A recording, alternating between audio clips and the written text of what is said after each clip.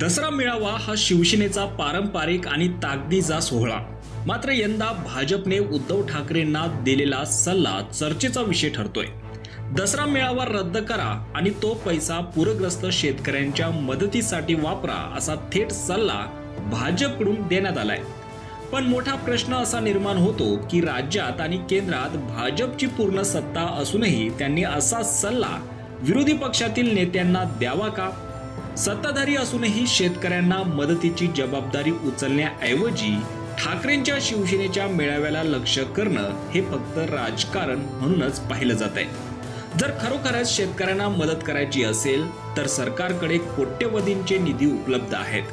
मग मदतीची जबाबदारी विरोधकांवर ढकलणं हे नुसतं भाजपचं फेकाफेकीचं राजकारण चाललंय असंच सर्वसामान्यांकडून म्हटलं जात आहे. मायबाप सरकार म्हणून काही मोठे निर्णय घेण्याऐवजी असलं राजकारण करून पूरग्रस्त शेतकऱ्यांच्या जखमेवर आणखीनच मीठ चोळलं जात आहे. तर यावरूनच आता भाजपने दिलेल्या या सल्ल्यावर शिवसेना ठाकरे गटाचे नेते शरद कोळी यांनी भाजपच्या नेत्यांना चोख असं प्रत्युत्तर दिलं आहे. उद्धव साहेबांनी दसरा मेळावा रद्द करून ऑनलाईन मेळावा घेण्यात यावा आणि ती खर्च पूरग्रस्तांना द्यावा. अरे केशव उपाध्याय, अरे उद्धव साहेबांनी काय करायचं तू शिकवू नको.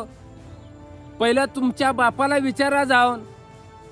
अरे सरकार तुमचं आहे, मुख्यमंत्री तुमचा आहे, केंद्रात पंतप्रधान तुमचा आहे, देशात सत्ता तुमची असताना तुम्ही उद्धव साहेबांकडे कशाला भीक मागायला येता? केशव उपाध्याय, माझा तुम्हाला थेट प्रश्न आहे. पहिल्यांदा मुख्यमंत्र्याला सांगा की शेतकऱ्याचं 100% कर्ज माफ करा. अहो ही तुम्हाला जमत नाही, शेतकऱ्याला मदत करायला तुम्हाला जमत नाही, मग तुम्ही सरकारमध्ये काय उपडाला बसलात का?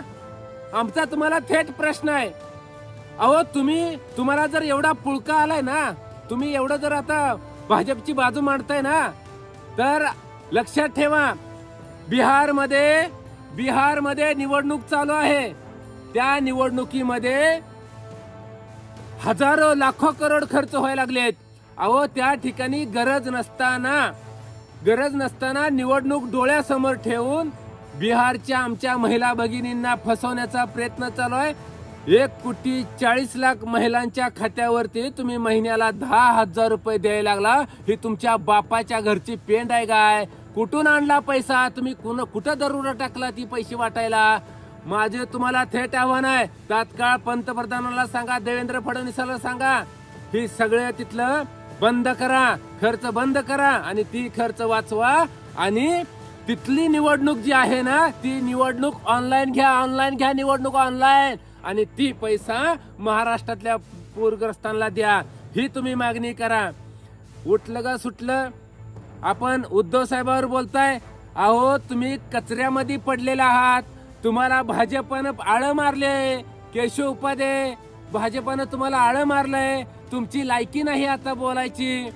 अहो तुम्हाला वाटत असेल की तुम्ही उद्धव साहेबांवर बोलल्यानंतर केशव उपाध्याय भाजपवाली तुम्हाला तुकडा टाकतील, भाजपवाली काहीतरी पानं पुसतील, भाजपवाली काहीतरी देतील. पण ह्या भरमात तुम्ही राहू नका केशव उपाध्याय.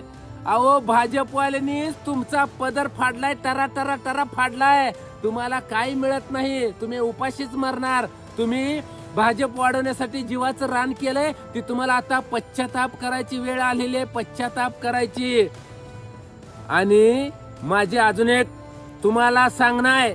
अहो त्या देवेंद्र फडणवीसांना सांगा की तुम्ही 21-24 लाखाचा बेड खरेदी करून झोपलाय आराम मध्ये. माझा शेतकरी बांधव इथं चिखलात आहे, राहायला घर नाही, खायला अन्न नाही, झोपायला जागा नाही. अशी परिस्थिती असताना मुख्यमंत्र्याला झोप कशी लागते आहे? त्यांना सांगा ती बेड विकून टाका, काय येतील तेवढे त्या बेडचे पैसे घ्या आणि त्या शेतकरी बंधूंना आमच्या द्या. केशव उपाध्याय कुठं आहे तुम्ही ज्या तोंडानं टिवटिव करायला लागलात ना, किती तुम्ही शेतकऱ्याच्या बांधावर जाऊन दमलात, कोण तुमचं गेलं, किती तुम्ही मदत केली? तुम्ही काही देखील मदत केली नाही.